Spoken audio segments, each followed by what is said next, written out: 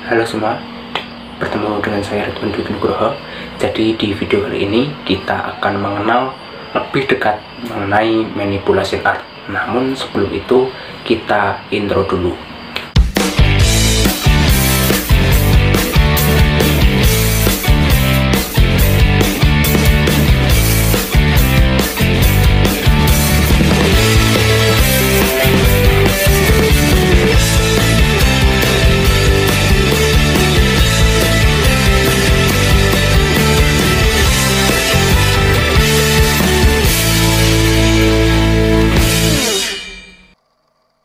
Ya, seperti sudah saya sampaikan di awal tadi, di video kali ini kita akan membahas mengenai hal-hal seputar manipulation art. Nah, nanti akan ada beberapa materi yang akan saya sampaikan.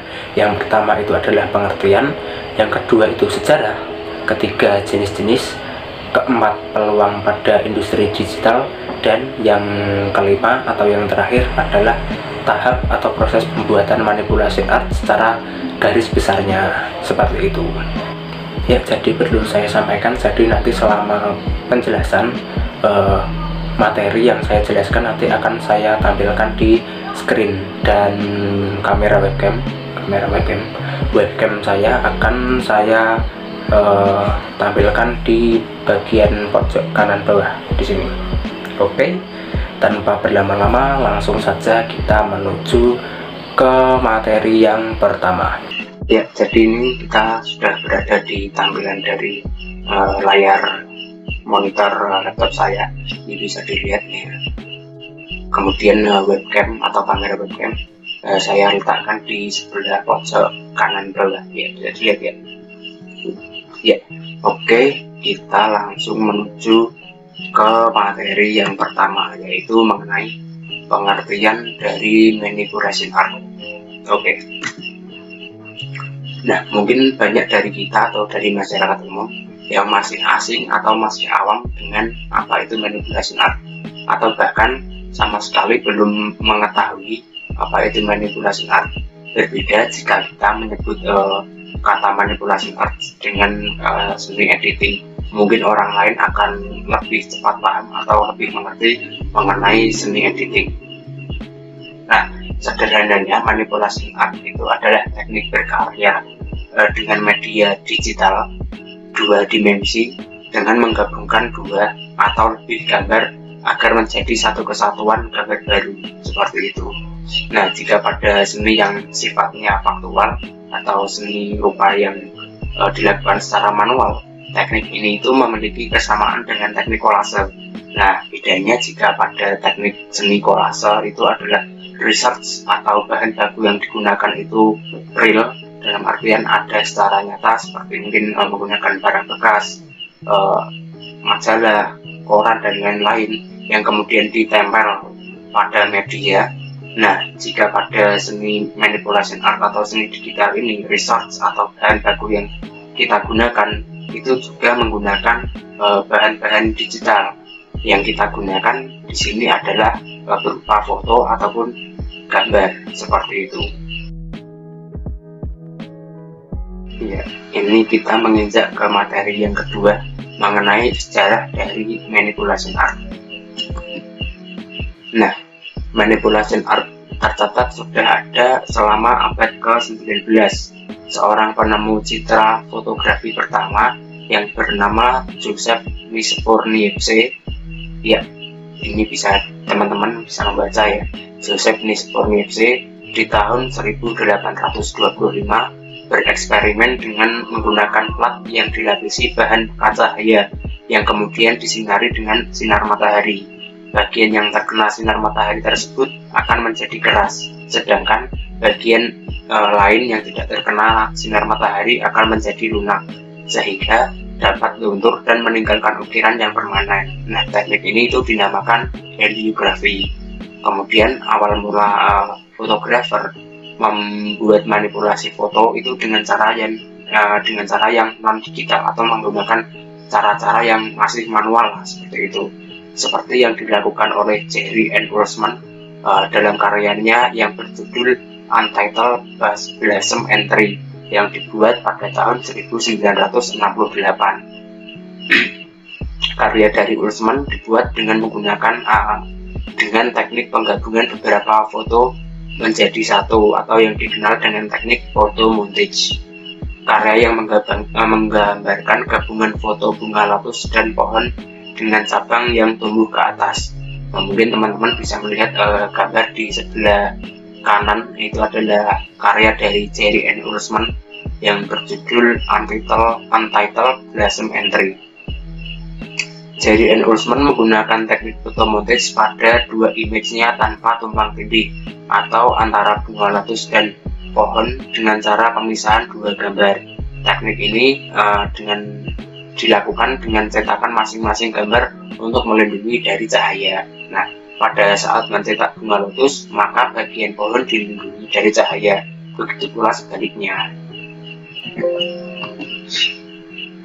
Pada zaman dahulu, kebanyakan foto manipulasi yang digunakan atau yang dilakukan itu adalah untuk mengkompensasi keterbatasan teknik media dan untuk menggambarkan sebuah fenomena atau kejadian yang tidak dapat terlihat seperti itu. Contohnya itu seperti saat situasi perang, foto keluarga yang tidak utuh, dan kemudian masih banyak lagi. Nah, manipulasi foto di masa lalu itu juga digunakan sebagai alat propaganda perang, seperti yang dilakukan oleh Uni Soviet yang menggunakan teknik ini atau teknik manipulasi foto untuk menghapus wajah seseorang atau gambar seseorang dalam suatu foto. Nah, mereka yang dihapuskan dari foto tersebut itu istilahnya itu dinamakan ada istilah sensor visual. Nah, mereka yang terkena sensor visual ini itu kenapa kok mereka dihilangkan dari foto tersebut itu karena satu, ada beberapa alasan. Yang pertama itu adalah sudah dieksekusi mati, yang kedua dianggap mengganggu ketika lawan politik, atau yang keempat itu dirasa tidak boleh dikenal dalam sejarah. Maka dari itu mereka dihapuskan dari dokumentasi berupa foto tersebut. Mereka wajah-wajah mereka atau figur mereka dihapuskan seperti itu. Contoh yang paling atau yang bisa kita lihat di sini seperti yang kita bisa lihat bersama, ini ada gambar di bawah ini, ada dua gambar, yaitu gambar dari Joseph Stalin, seorang diktator Uni Soviet yang melakukan pengubahan foto atau memanipulasi foto untuk menghapus orang yang telah menjadi musuhnya, yaitu Nikolai Yezhov. Nah, bisa teman-teman simak bersama. Di foto kiri itu ada gambar dari Joseph Stalin yang tangannya masuk ke dalam jas, dan juga foto dari Nikolai Yezhov. Nah, setelah Nikolai Yezhov ini menjadi musuh dari Joseph Stalin, kemudian Yezhov dihapuskan dari foto tersebut. Nah, kemudian dari foto pertama itu dimanipulasi dan menghasilkan foto yang kedua yang berada di sebelah kanan. Nah, di masa lalu para pekerja seni itu melakukan teknik pengubahan foto atau teknik manipulasi itu dengan menggunakan alat-alat yang masih manual, karena kan pada zaman dahulu komputer itu belum secanggih sekarang ya. Sekarang kan komputer sudah canggih sekali, begitu pula juga dengan kamera pun juga sudah canggih. Jadi untuk melakukan manipulasi foto bisa menggunakan komputer yang kemudian dengan menggunakan aplikasi tertentu. Namun di masa lalu karena teknologi masih sederhana, maka alat-alat yang digunakan untuk memanipulasi foto juga menggunakan alat-alat manual seperti cat, penghapus, airbrush, dan perlengkapan lain. Nah, para fotografer manipulasi itu menggunakan metode paparan ganda atau dengan mengumpulkan beberapa foto untuk digabungkan. Nah, mereka melakukan atau menerapkan pemutihan untuk menerangkan, meringankan maksud saya, menerangkan bagian-bagian dari foto tersebut.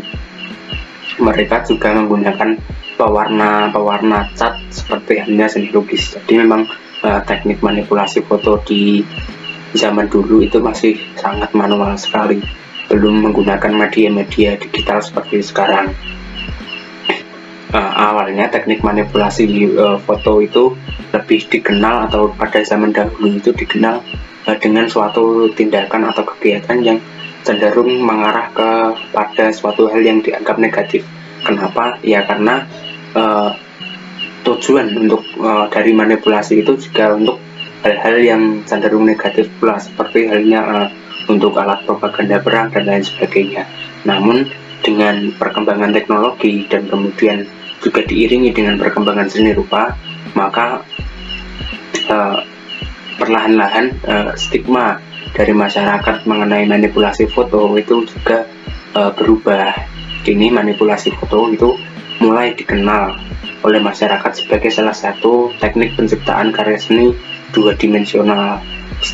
Di sisi lain juga banyak seniman-seniman manipulation art yang juga secara jelas menyebutkan bahwa hasil karya mereka itu adalah hasil karya yang dibuat dengan teknik manipulation art, bukan karya fotografi seperti itu. Jadi memang secara gamblang disebutkan bahwa ini adalah karya manipulation art, sehingga masyarakat pun juga akan lebih dapat menerima hasil karya seni tersebut. Ya, kita lanjut ke materi yang ketiga, yakni mengenai jenis-jenis manipulasi. Nah, jadi manipulasi sendiri itu memiliki beberapa jenis ya. Yang pertama itu adalah image splitting atau splicing atau splicing ya. Saya kurang paham ya dalam membacanya. Ya, kita sebut saja ini adalah image splitting. Nah, image splitting itu adalah proses penggabungan dua gambar atau lebih untuk menghasilkan gambar baru. Contohnya seperti bisa kita simak bersama, itu seperti pada gambar ya di bawah tersebut.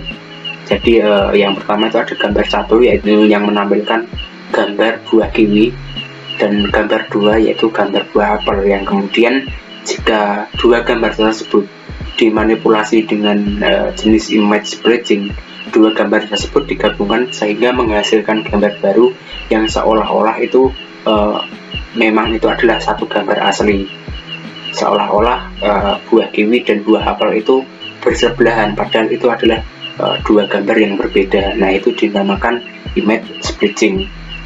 Lalu kemudian teknik yang kedua yaitu copy move.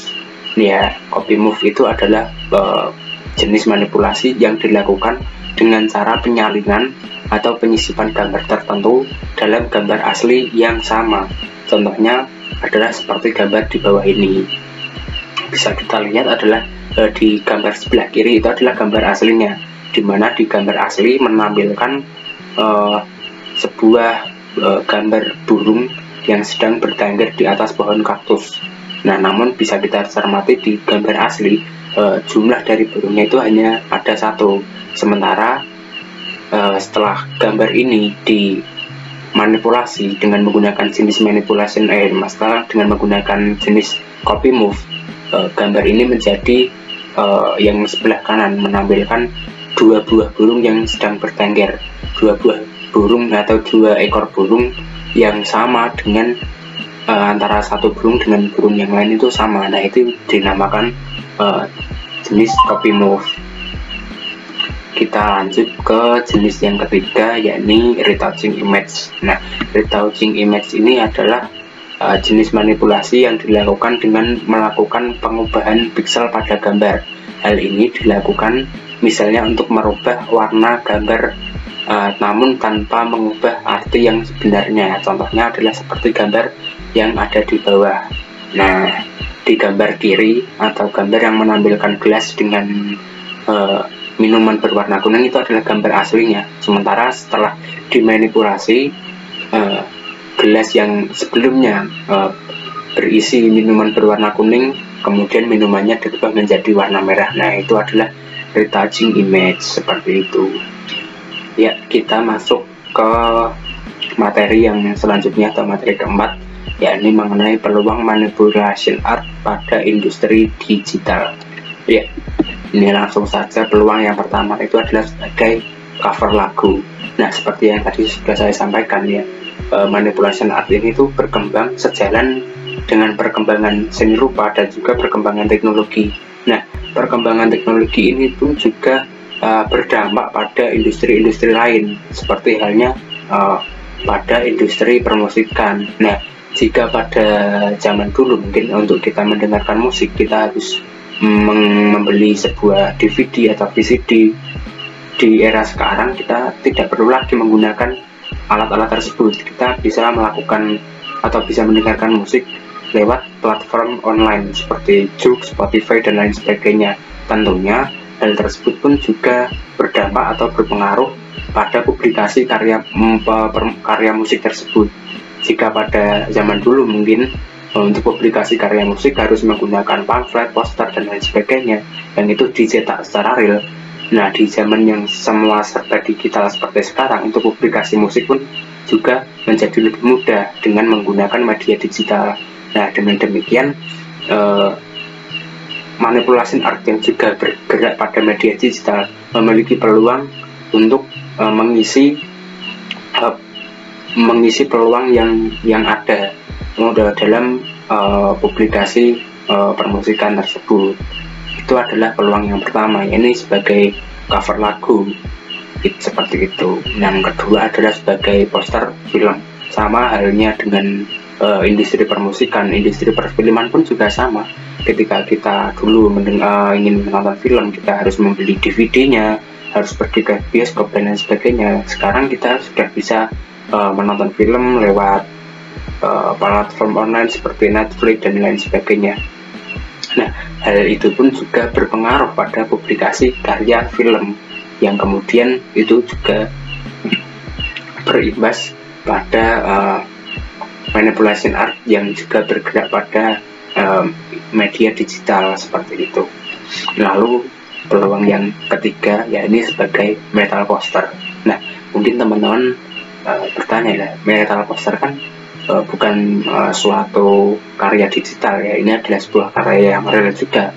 Nah, namun metal poster yang kami maksud di sini adalah metal poster yang kemudian dipasarkan lewat media-media online digital. Seperti mungkin kita sudah familiar ya dengan beberapa media online digital untuk bertransaksi atau berjual beli, atau mungkin kita lebih akrab menyebutnya dengan sebutan online shop. Ya, di zaman modern seperti sekarang kita bisa membeli kebutuhan rumah tangga, kemudian pakaian, bahan makanan, dan banyak hal-hal lain yang bisa kita beli di online shop. Nah, namun semakin berkembangnya teknologi tersebut, ada online shop yang juga atau yang hanya menjual sebuah karya seni, yang kemudian dari karya seni tersebut nantinya akan dicetak menjadi metal poster dan akan dikirimkan kepada pembelinya, seperti itu. Selanjutnya kita membahas mengenai materi yang terakhir yang akan saya bahas pada video kali ini, yakni mengenai tahapan atau proses pembuatan manipulation art.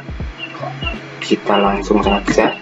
Nah, jadi dalam proses pembuatan manipulation art itu meliputi 6 tahapan. Yang pertama itu adalah preparation atau persiapan, untuk mempersiapkan alat dan bahan yang diperlukan. Untuk alatnya itu ada laptop atau komputer yang di dalamnya sudah terinstall aplikasi untuk manipulation foto. Yang saya gunakan di sini adalah Adobe Photoshop, mungkin nanti bisa saya tunjukkan di akhir. Kemudian alat yang selanjutnya itu adalah mouse. Alat yang ketiga yaitu adalah pen tablet. Nah, untuk pen tablet sendiri sebenarnya ini opsional sih, sebenarnya tidak harus menggunakan pen tablet, bisa menggunakan mouse saja pun sebenarnya sudah cukup. Tapi saya sarankan sebenarnya menggunakan pen tablet. Selain ini mempercepat pembuatan manipulation art, dengan menggunakan pen tablet, hasil yang dihasilkan pun juga akan menjadi lebih maksimal, seperti itu. Kemudian untuk bahannya, karena ini adalah seni yang medianya menggunakan media digital, maka bahannya pun juga berupa media digital, yakni menggunakan foto atau gambar, seperti itu. Lalu untuk tahapan yang kedua itu adalah tahapan selection, yang ketiga itu ada compositioning, tahap yang keempat itu adalah color matching, tahap kelima adalah visual effect, dan tahap terakhir yaitu tahap color grading. Ya, mungkin di tampilan monitor tulisannya sedikit tertutup oleh webcam saya ya, tapi nanti mungkin bisa disimak. Jadi di tahap keenam itu adalah tahap color grading. Nah, untuk tahapan atau pembahasan secara detail atau lengkapnya akan saya bahas langsung di tampilan Adobe Photoshop seperti tampilan berikut ini. Ya, jadi sekarang kita sudah berada di tampilan dari Adobe Photoshop seperti tadi yang sudah saya jelaskan, di mana untuk tahap preparation atau tahap persiapan kita mempersiapkan alat dan bahan.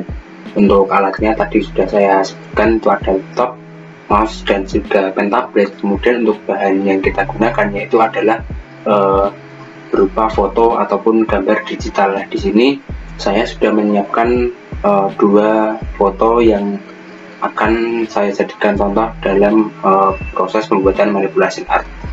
Bisa disimak. Jadi untuk foto yang kita gunakan di sini ada dua foto, yakni main object ya, yang menampilkan gambar dari model perempuan di sini. Kemudian foto yang kedua yakni menampilkan background dari pohon bunga sakura. Jadi ini untuk bahannya adalah bahan satu di sini adalah background, dan bahan keduanya adalah foto main object. Nah, itu masuk di tahap yang pertama, yaitu tahap preparation atau tahap persiapan. Baik, untuk tahap yang kedua yakni tahap selection. Nah, di tahap selection itu adalah fungsinya itu untuk menyeleksi bagian mana saja yang kita perlukan atau kita butuhkan dalam proses pembuatan manipulasi art. Sementara untuk bahan-bahan yang tidak diperlukan itu bisa dihilangkan atau dihapuskan. Seperti kita lihat di foto main object ini kan menampilkan figur seorang perempuan dan juga terdapat background pepohonan di bagian belakang. Nah, yang kita gunakan di sini hanyalah gambar dari si figur perempuan ini, maka otomatis untuk background harus kita hilangkan. Jadi kurang lebih hasilnya setelah melewati tahap selection, diseleksi, hasilnya akan seperti ini, hanya akan menampilkan figur atau objek yang kita perlukan dan objek yang lain itu terhapuskan. Jadi itu untuk tahap yang kedua. Untuk tahap selanjutnya, yakni tahap ketiga, adalah tahap compositioning. Nah, di tahap compositioning itu fungsinya adalah untuk mengkomposisikan antara foto satu dengan foto yang lain ataupun objek satu dengan objek yang lain. Bisa dilihat jika di background ukuran fotonya seperti ini ditambah dengan main objeknya dengan ukuran seperti ini, tentunya dari segi ukuran ini tidak match, tidak selaras, maka di tahap compositioning itu diselaraskan atau dimatchkan, disesuaikan, dikomposisikan agar lebih pas secara ukuran seperti itu. Jadi untuk objek figur model di sini kita sedikit kita perkecil agar match dengan bagian ataupun dengan latar belakang dari karya manipulasi yang akan kita buat, yakni gambar dari background yang menampilkan bunga sakura seperti itu. Itu untuk tahap yang ketiga. Kita lanjut ke tahap keempat, yaitu color matching. Nah, sesuai namanya color matching, jadi di tahap yang keempat itu adalah untuk menselaraskan color dari masing-masing foto atau menselaraskan warna dari masing-masing foto. Jika kita lihat dari tahap sebelumnya, nah ini kan bisa dilihat ya bagaimana background ini didominasi dengan warna pink yang cenderung ke orange, sementara bagian main object ini didominasi dengan warna putih dan juga sedikit warna biru. Tentunya secara warna ini tidak match, maka di tahap color matching kedua foto ini kita matchkan baik secara warna maupun juga secara gelap terang, walaupun tingkat match dari baik warna maupun gelap terang di tahap color matching ini belum 100% selaras. Untuk menyelaraskan itu semua agar menjadi lebih match, lebih baik, itu kita harus melewati tahap selanjutnya, atau kita harus menuju ke tahap selanjutnya, yaitu tahap visual effect. Nah, di tahap visual effect ini atau di tahap yang kelima adalah tahap untuk menyelaraskan lebih lanjut nih apa yang masih kurang dari tahap sebelumnya. Semisal di tahap color matching ini untuk pewarnaannya juga masih bisa dikatakan masih kasar lah. Kemudian untuk gelap terangnya juga masih terlihat bagaimana backgroundnya masih terlalu terang, dan untuk objeknya masih terlalu kontras. Maka di tahap visual effect kita benahi lagi mana yang harus ditambahkan shadow, mana yang harus ditambahkan highlight dan sebagainya. Seperti bisa kita lihat untuk bagian pojok kanan bawah di sini ya, ini sudah kita adjust atau sudah kita tambah dengan shadow. Begitu juga di bagian pojok kiri kanan bawah dan juga pojok kanan atas. Nah, ini juga sudah kita adjust dengan sedikit penambahan shadow. Sementara di bagian main object ini kita perbesar. Di bagian sisi kiri dari figure juga sudah kita adjust dengan beberapa atau sedikit highlight agar kesan cahaya yang masuk dari sisi kanan itu match dengan figur yang ada di bagian main object. Kemudian selain pembenahan di bagian color atau warna, kemudian adjustment di shadow dan highlight di tahap visual effect juga termasuk untuk menambahkan unsur-unsur pendukung lain seperti penambahan di sini bisa kita lihat ada penambahan partikel-partikel yang atau titik-titik kecil di sini. Nah, ini sebenarnya opsional sih.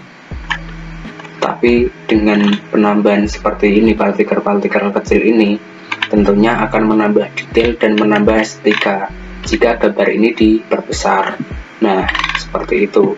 Itu adalah tahap yang kelima, yakni tahap visual effect. Lalu di tahap terakhir yakni tahap color grading. Nah, di tahap color grading ini sedikit berbeda dengan tahap keempat, yakni color matching. Jadi di tahap color grading ini adalah tahap untuk menilai atau melakukan penilaian akhir terhadap pewarnaan dan pencahayaan pada karya yang kita buat, seperti itu. Jadi bisa dilihat hasil dari color matching atau dari tahap kelima color matching ini masih didominasi dengan warna pink dan orange, sementara untuk kontrasnya juga masih kurang terlihat. Nah, maka dari itu di tahap color grading kekurangan-kekurangan itu kita adjust lagi, kita nilai lagi apa yang masih kurang dan kita tambahkan di tahap terakhir, ini color grading. Seperti ini bisa dilihat untuk color atau warna yang mendominasi yang semulanya pink dan cenderung ke oranye itu kita rubah menjadi pink yang sedikit bluish, sedikit berwarna biru agar menjadi atau memberikan kesan cold atau dingin pada karya yang kita buat. Termasuk juga untuk kontras di sini juga sedikit kita naikkan, sedikit kita adjust agar karya manipulasi art yang kita buat ini menjadi lebih estetik lagi, menjadi lebih enak dipandang, seperti itu. Baik, jadi itu tadi adalah sedikit penjelasan atau pembahasan mengenai manipulasi art dan beberapa hal yang terkait dengan manipulasi art. Semoga teman-teman semua paham, dan bila ada pertanyaan lebih lanjut, teman-teman bisa bertanya langsung ke Instagram saya di sini atau di email saya. Ya, semoga apa yang saya sampaikan dapat bermanfaat bagi kita semua.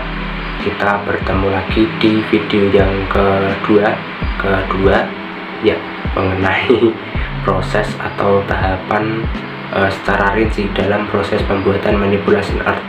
Ya, nanti akan kita bahas secara detail bagaimana cara kita mengoperasikan Adobe Photoshop, bagaimana melakukan tahap selection, color grading, visual effect, dan seterusnya akan kita bahas secara lebih rinci di video yang kedua nantinya. Nah, untuk video yang pertama saya cukupkan sampai di sini.